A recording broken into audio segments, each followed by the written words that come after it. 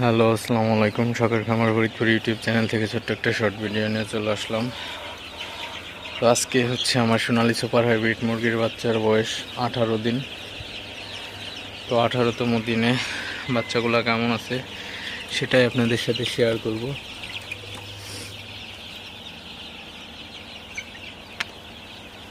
তো বাচ্চাগুলো মাশাআল্লাহ মোটামুটি সবই ভালো আছে এবং সুস্থ আছে। তো আমার এই সেটে 1500 বাচ্চা আছে।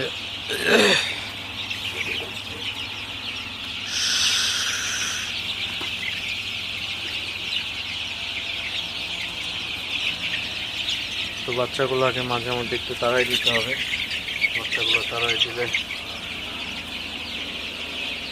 বাচ্চাগুলো সুস্থ থাকার হারটা বেশি থাকে। তো বাচ্চা যদি এক জায়গায় জড়ো হয়ে থাকে তাহলে